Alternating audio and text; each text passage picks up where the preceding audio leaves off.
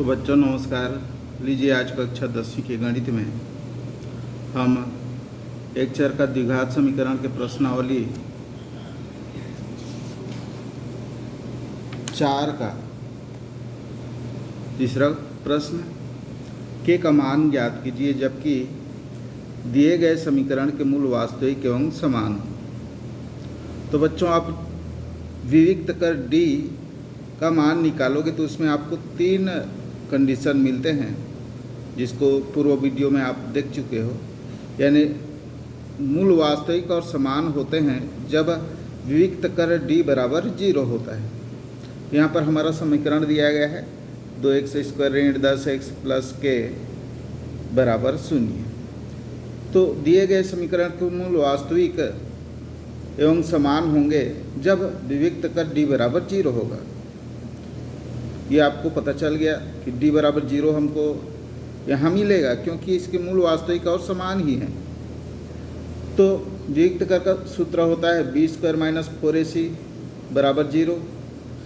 तो अब हम इस समीकरण में से a, b और c का मान प्राप्त करेंगे और इसके लिए मैं आपको जो यहाँ पर पुराना वीडियो में बताया था कि इसके लिए आपको a और b, यहाँ पर a की जगह पर ये मानक वर्ग समीकरण है ax² plus bx plus c। तो पहले आपका d बराबर 0 हमको रखना ही है और d का मान आपका विविक्त कर का b² माइनस 4ac होता है बराबर 0 रखना है आपको, क्योंकि मूल वास्तविक और समान है इसलिए 0 करके चलेंगे। और इसलिए हम b, a और c का मान प्राप्त करने के लिए इस दिए गए समीकरण का मानक वर्ग समीकरण ax² plus bx plus c equal to 0 से तुलना करने पर तो बच्चों यहाँ पर आपको क्या मिलेगा। a बराबर यहाँ पर गुणांक 2 है। चलिए मैं तुलना कर दे। अब बच्चों यहाँ पर आप यदि सीधा आप देख करके नहीं बता पाते तो इस तरह से मानक वर्ग समीकरण को लिख लेना ऊपर में और उसके नीचे में जो दिया गया समीकरण है उसको लिख देना। और यहाँ पर देखेंगे कि ये x² है तो यहाँ पर वही है, उसको छोड़ करके जो बाकी रहेगा उसको ये देखिए यह हो गया a के बराबर 2। यहाँ पर आप मानक वर्ग समीकरण से तुलना किए तो आपको यहाँ पर लेना है जो चिन्ह रहेगा उसके साथ लेना है। b की जगह पर देखिए कौन सा अंक है और वो कौन से चिन्ह के साथ है, ये माइनस के साथ है। प्लस का b ये तो माइनस का 10 और c के बराबर बच्चों यहाँ पर देखिए k है, c की जगह पर k है। तो ये आप इस तरह से आप आसानी से प्राप्त कर सकते हैं और जो 1-2 बार प्रैक्टिस कर चुके हैं वो आसानी से देख करके जो गुणांक रहता है अंक वाला उसका चिन्ह के साथ धन या ऋण चिन्ह के साथ आपको लेना है। c की जगह पर अंक रहे चाहे आपका k, a, b, c जो भी रहे उसको यहाँ पर लिख देना है। तो यहाँ तक आपको समझ आ गया। अब बच्चों यहाँ पर a बराबर 2 आया है, b बराबर ऋण 10 आया है और c बराबर आपका k है। इस समीकरण में a बराबर 2, b बराबर ऋण 10 और c बराबर k है। तो चलिए अब हम समीकरण में इसमें सूत्र में मान रख देते हैं। इसलिए सूत्र b² ऋण 4ac बराबर 0 से b का है -10 का स्क्वायर।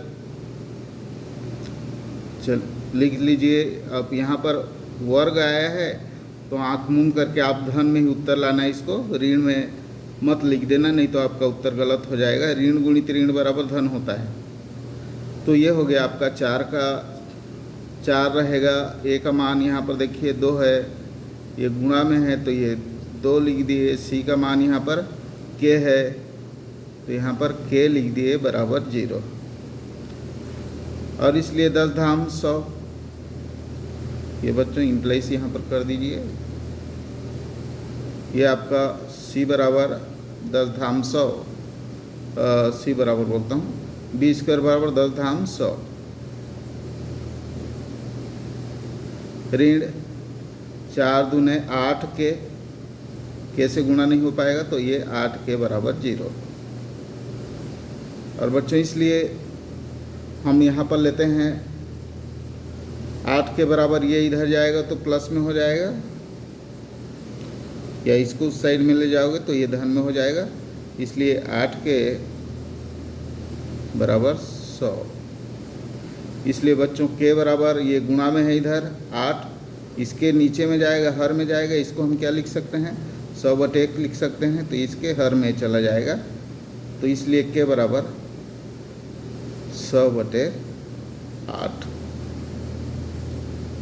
तो बच्चों इस तरह से इस प्रश्न को हल करना है, यानी के का मान आपको मिला 100/8। इसको आप काटना चाहो तो काट सकते हो, 4 दूने 4 25, ये हो जाएगा। यानी आपका के बराबर, जिनको काटना नहीं आता वो इतने पर ही रख देंगे, आपका 25/2। ये आपका उत्तर है, यानी कि किस मान के लिए आपका मूल वास्तविक और समान होंगे। तो के का मान होना चाहिए 25/2, ये होगा। अब बच्चों इसी का हम दूसरा प्रश्न लेते हैं। तो बच्चों आपका दूसरा प्रश्न है के x square minus 5x plus के इक्वल टू 0। तो आपका हल यहाँ लिखोगे। हल दिए गए समीकरण का मानक वर्ग समीकरण x square plus b x plus c equal to 0 से तुलना करने पर अब आपको ए बराबर यहाँ पर ये के है, बी बराबर ऋण का 5 है, सी बराबर के है। आपको देखने से पता चल जा रहा होगा के ऋण 5 और के। अब यहाँ से ए बराबर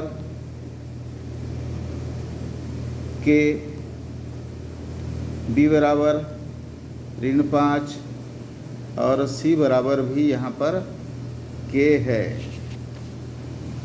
अब यहाँ पर हम लिखेंगे मूल वास्तविक और समान है।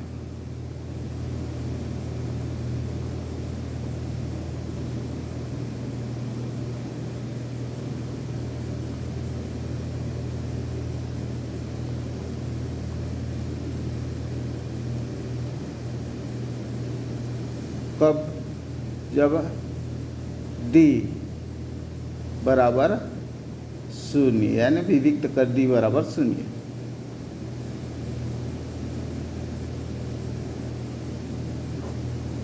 डी बराबर जब 0 हो, यानी बी स्क्वायर माइनस 4ac बराबर 0 होगा। और इसलिए हम यहाँ पर बी का मान आप यहाँ से ऋण 5 का यहाँ पर रखिए, ऋण 5 का स्क्वायर, ऋण का ये चिन्ह में है सूत्र में 4 का 4, ये 4 है। ए का मान देखिए यहाँ पर ए बराबर के है, गुणित के गुणित सी का मान भी के है बराबर 0, ये 0 का 0। अब बच्चों के इंटू के बराबर होता है हमारा के स्क्वायर। गुणा करते हैं तो घात में बनता है, जोड़ते हैं तो सामने लिखाता है। तो ये हो जाएगा आपका, ये तो धर्म ही आएगा, 5 पंचे 25। इसका मतलब है ऋण 5 गुणित ऋण 5 वर्ग का मतलब, यानी ऋण 5 से ऋण 5 को गुणा करना। ऋण 4 के स्क्वायर बराबर 0। इसको अब 5 पंचे 25 होगा, ऋण 4 के स्क्वायर बराबर 0। और बच्चों अब जब जो है हम इसको उस पक्ष ले जाएंगे तो ये क्या हो जाएगा, 4 के स्क्वायर बराबर 25।